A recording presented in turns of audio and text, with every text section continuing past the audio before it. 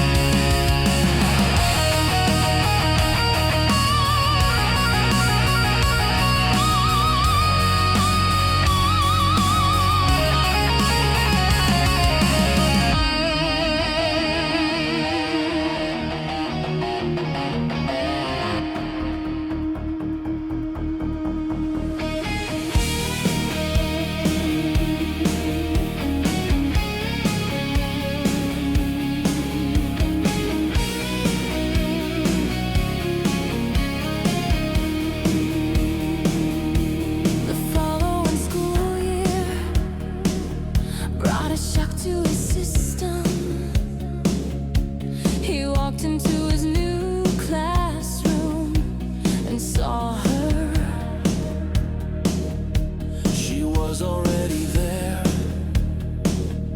sitting with friends. A jolt of panic, fear, and exhilarated hope shot through him. He tried to pick a seat far away to maintain his distance, but his eyes were fixed on her. The teacher, a kind man with a no-nonsense, there began assigning seats.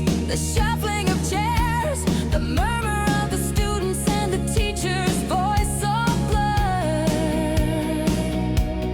into a tense hum.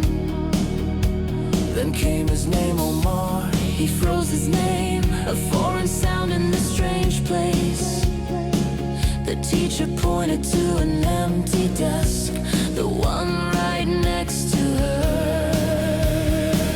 His heart hammered against his ribs like a frantic bird. He moved with a laden, nervous slowness, his legs feeling weak. He sat down, a whirlwind of emotions inside him. It was a miracle, a prayer answered. He was in heaven and purgatory at the same time. He was close to her but could not speak. The weeks turned into months. He would arrive early, a silent ghost just to sit next to her. He was happy simply to be in her orbit. One afternoon, He brought a rose.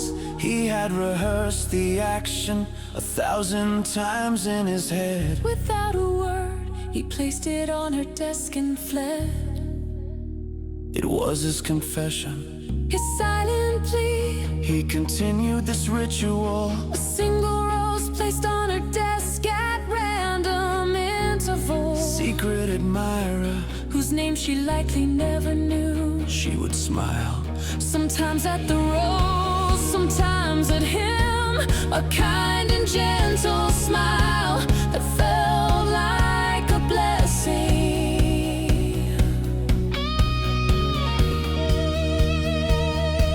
The end of the school year came too fast. She graduated, he held back a year to focus on mastering English, And watched her walk across the stage, a bittersweet mixture of pride and crushing sorrow in his chest. His parents' decision was practical, But for him, it meant being left he behind. watched her walk away, and the chapter closed. Life moved on, a river that continued without him. 2 years later, his daily jog became a painful reminder of what he had lost. As he ran, a car passed him slowly. At the stoplight, He glanced over, his eyes widening. it was her. She was in the passenger seat, and in her arms she held a baby. His world crumbled. It was as if God himself had reached down to deliver the final word, the hope he had so carefully guarded for all those years. The silent dream of a future with her evaporated in an instant. A wave of profound sadness washed over him, a depression that clung to him for years. A ghost of a love that never was.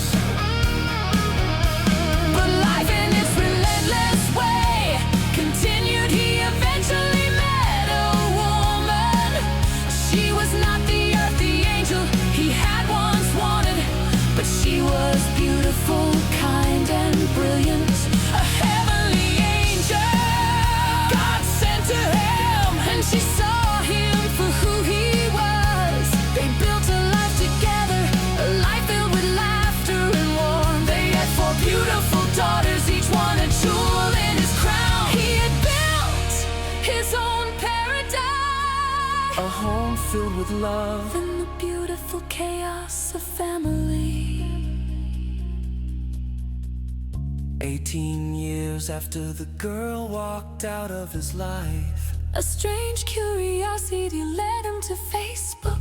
he typed her name, and there she was. the picture was of a woman who looked just like the girl he had known, With the same kind eyes and the same radiant smile.